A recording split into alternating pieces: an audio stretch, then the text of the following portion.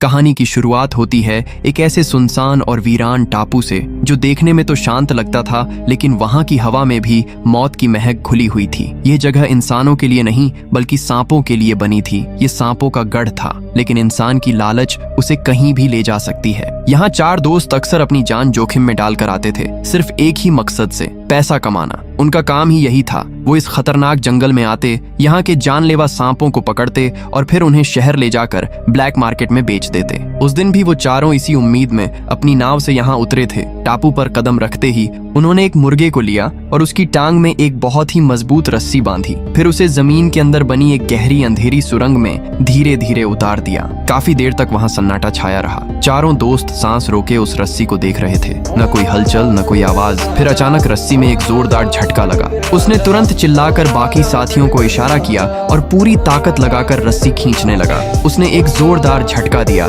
लेकिन तभी रस्सी बीच से टूट गई। रस्सी टूटते ही सैनथियाओ के चेहरे से मुस्कान गायब हो गई। अब वहाँ सिर्फ डर था। उसे यकीन हो गया था कि सुरंग के अंदर जो चीज है वो उनकी सोच से भी ज्यादा बड़ी और ताकतवर है। लेकिन लालच डर पर भारी पड़ गया। उसने बिना ज्यादा सोचे फैसला किया कि वो खुद उस सुरंग के अंदर जाएगा। उसने अपने साथियों, खासकर अर्बिंग और बामियान से कहा कि वो तैयार रहे। जैसे ही वो इशारा करे, सब मिलकर उसे फौरन बाहर खींच ले। यह कहकर सैनथियाओ ने एक गहरी सांस ली और उस अंधेरी सुरंग में उतर गया। सुरंग के अंदर का नजारा डरावना था। जब उसकी नजर सामने पड़ी तो उसकी रूह कांप गई। वहां सच में एक विशालकाय सांप कुंडली मारे बैठा था। सैनथियाओ ने फुर्ती दिखाई और झट से उसे पकड़ भी लिया, लेकिन तभी उसे एहसास हुआ कि यह सुरंग कोई छोटी मोटी गुफा नहीं है। यह अंदर से बहुत गहरी और फैली हुई थी, जैसे कि पूरी जमीन के नीचे एक अलग दुनिया बसी हो। अचानक उसे लगा कि वो फंस गया है। घबराहट में उसने जोर से चिल्लाकर बाहर खड़े अपने साथियों को इशारा किया कि उसे तुरंत बाहर खींचो। बाहर खड़ा अर्बिंग, जो शरीर से तो भारी भरकम था पर दिमाग से थोड़ा लापरवाह, उसने इसे मजाक समझ लिया। उसे लगा सैनथियाओ शायद उन्हें डराने के लिए नाटक कर रहा है। मदद करने के बजाय वो हंसने लगा और रस्सी खींचने की जगह मजाक करने लगा। लेकिन उसका यह मजाक तब खौफ में बदल गया जब सुरंग के अंदर से सैनथियाओ की चीखें सच में दर्द और डर से भर गईं। अब तीनों दोस्तों को समझ आ गया कि मामला गंभीर है। उन्होंने एक साथ मिलकर रस्सी खींचनी शुरू, लेकिन तब तक बहुत देर हो चुकी थी। सुरंग के अंधेरे में से एक बेहद विशाल और खौफनाक सांप झपटा, जो उसे अपने साथ ले गया। घबराए हुए अर्बिंग ने अपने दोस्त को बचाने के लिए सुरंग में हाथ डाला, लेकिन अगले ही पल एक और सांप ने उसके हाथ को जकड़ दिया, जिससे वो सब डर गए। बड़ी मुश्किल से बाकी दोस्तों ने अर्बिंग को पीछे खींचा। उसके हाथ पर एक सांप चिपका हुआ बाहर आ गया, जिसे उन्होंने तुरंत मार दिया। लेकिन सैनथियाओ अब उनके बीच नहीं था। वो अंधेरे में हमेशा के लिए खो चुका था। डर के मारे उन लोगों की हालत खराब हो गई। उन्होंने एक दूसरे को देखा और बिना पीछे मुड़े अपनी नाव की तरफ भागे। वो समझ चुके थे कि अगर एक पल भी और रुके तो जिंदा वापस नहीं जा पाएंगे। रात का वक्त था। ऊपर से मूसलाधार बारिश हो रही थी। समुद्र में लहरें उफान पर थीं। नाव तेजी से टापू से दूर जा रही थी, लेकिन नाव के अंदर का माहौल बहुत भयानक था। अर्बिंग कोने में बैठा कांप रहा था। वो अंदर ही अंदर टूट चुका था। उसे लग रहा था कि उसकी लापरवाही और मजाक की वजह से ही सैनथियाओ की जान गई है। बाकी दोस्त भी गुस्से में थे और नाव में बहस शुरू हो गई। तभी अचानक उनकी नाव को नीचे से एक जोरदार टक्कर लगी। उस झटके ने सबकी बोलती बंद कर दी। उनके दिमाग में बस एक ही खौफनाक ख्याल आया, क्या वो टापू वाला मॉन्स्टर उनका पीछा कर रहा है? क्या वो पानी में भी आ सकता है? वो अभी संभल भी नहीं पाए थे कि नाव को एक और जबरदस्त झटका लगा। इस बार टक्कर इतनी तेज थी कि नाव एक तरफ झुक गई और उनका एक साथी डाबिंग अपना बैलेंस खोकर सीधे गहरे काले पानी में गिर गया।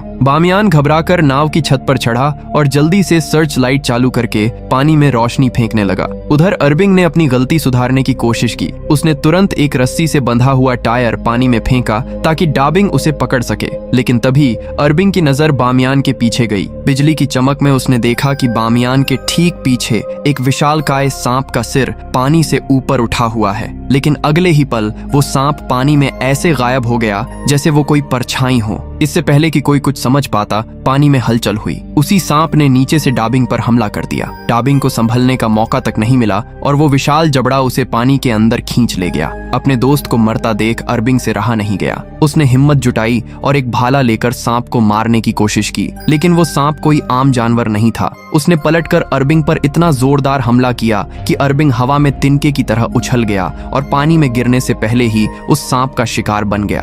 अब उस नाव पर सिर्फ बामियान अकेला बचा था। मौत का नाच अपनी आंखों के सामने देखकर उसकी हिम्मत जवाब दे गई थी। वो नाव के कोने में दुबक गया और हाथ जोड़कर रोने लगा। वो उस विशाल सांप से रहम की भीख मांगने लगा, लेकिन जंगली जानवर रहम की भाषा नहीं समझते। वो सांप नाव पर चढ़ने लगा। तभी बामियान की नजर नाव के फर्श पर पड़े कुछ अजीब से गोल चीजों पर गई। वो और कुछ नहीं बल्कि सांप के अंडे थे। अब उसे समझ आया कि वो मौत उनके पीछे क्यों पड़ी थी। वो सांप शिकार करने नहीं बल्कि अपने बच्चों को वापस लेने आया था। अपने अंडों को वहां देखकर सांप का गुस्सा 7वें आसमान पर पहुंच गया। उसने एक जोरदार फुफकार मारी और बामियान पर झपट पड़ा। अगले ही पल नाव पर सिर्फ सन्नाटा और बारिश की आवाज रह गई। बामियान का भी नामो निशान मिट चुका था। कहानी कुछ दिनों आगे बढ़ती है। सीन बदलता है और हम शहर की एक व्यस्त गली में पहुंचते हैं। एक औरत बहुत घबराई हुई हालत में एक आदमी को अपने घर की तरफ लेकर जा रही थी। उस आदमी का नाम था शेन। शेन देखने में साधारण लगता था, लेकिन वो एक बेहतरीन और निडर स्नेक रेस्क्यूअर था। उस औरत के घर में एक खतरनाक जहरीला सांप घुस आया था, जिससे पूरा परिवार दहशत में था।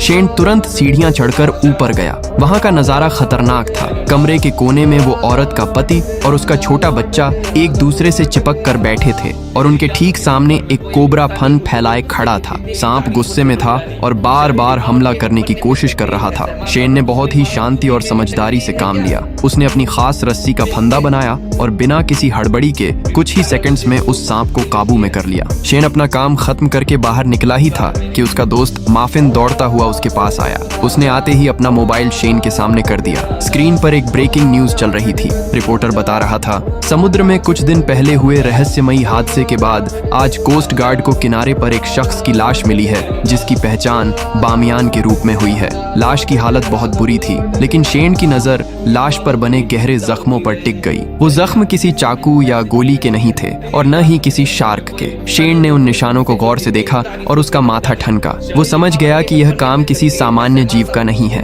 वो तुरंत वहां से निकला और सीधा वाइल्ड लाइफ प्रोटेक्शन एसोसिएशन के हेड ऑफिस जा पहुंचा। वहां उसने बड़े अधिकारियों के सामने बामियान की लाश की तस्वीरें रखी और अपनी बात शुरू की। शेन ने तस्वीरों पर उंगली रखते हुए कहा, इस लाश पर जो दांतों के निशान हैं, वो बताते हैं कि हमला करने वाला सांप कम से कम 15 मीटर लंबा रहा होगा और दुनिया में इतना बड़ा सांप सिर्फ एक ही प्रजाति का हो सकता है, टाइटन पाइथन। और ये सांप सिर्फ स्नेक आइलैंड पर पाए जाते हैं। शेन का मानना था कि यह खतरा बाहर आ चुका है और सरकार को तुरंत उस आइलैंड को नेचर रिजर्व घोषित करके वहां लोगों का जाना बंद कर देना चाहिए। लेकिन वहीं बैठी एनवायरमेंट डिपार्टमेंट की एक सीनियर ऑफिसर, जिसका नाम जाओ था, उसने शेन की बात को सिरे से खारिज कर दिया। उसने फाइल बंद करते हुए कहा, मिस्टर शेन, आपकी जानकारी अधूरी है। साइंस और रिकॉर्ड्स के मुताबिक टाइटन पाइथन जैसी प्रजाति इस धरती से 58 साल पहले ही विलुप्त हो चुकी है। तब शेन ने अपनी जेब से एक मेमोरी कार्ड निकाला जो बामियान के टूटे हुए कैमरे से रिकवर हुआ था। उसने उसे प्रोजेक्टर पर चलाया। स्क्रीन पर वो आखिरी वीडियो प्ले हुआ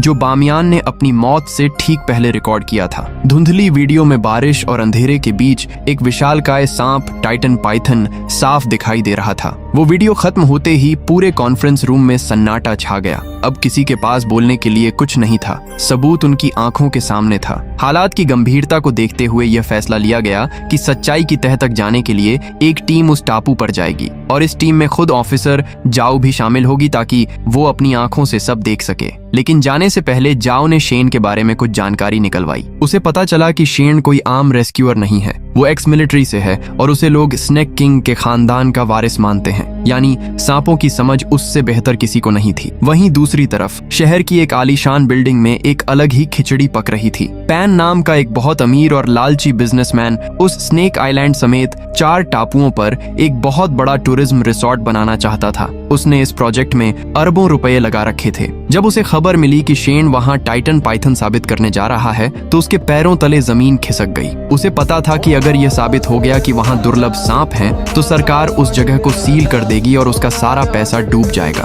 पैन ने तुरंत अपने सबसे भरोसेमंद और खतरनाक आदमी जिन को बुलाया। जिन एक शातिर तस्कर था जो जानवरों की स्मगलिंग करता था। पैन ने जिन के सामने नोटों की गड्डियां और सोने की ईंटें रख दी। उसने जिन की आंखों में देखकर कहा, मुझे नहीं पता तुम क्या करोगे, लेकिन वो शेन जिंदा वापस नहीं आना चाहिए, और अगर वहाँ कोई सांप है तो उसे खत्म कर दो। मेरा प्रोजेक्ट रुकना नहीं चाहिए। जिन ने मुस्कुराते हुए सोना उठाया और कहा, फिक्र मत करो बॉस, वो टापू शेन की कब्र बनेगा। अगले दिन सुबह सुबह 2 नावें समुद्र का सीना चीरते हुए उस मौत के टापू की तरफ बढ़ रही थीं। एक नाव पर शेन, जाओ और माफिन थे जो सच्चाई तलाशने जा रहे थे, और दूसरी नाव पर जिन और उसके हथियारबंद गुंडे थे जो मौत बांटने जा रहे थे। शेन ने दूरबीन से दूर जा रही दूसरी नाव को देखा और वो तुरंत समझ गया कि मामला अब सिर्फ सांपों का नहीं रहा, अब इंसानों से भी लड़ना पड़ेगा। टापू पर पहुंचते ही जिन ने अपना डेरा जमा लिया।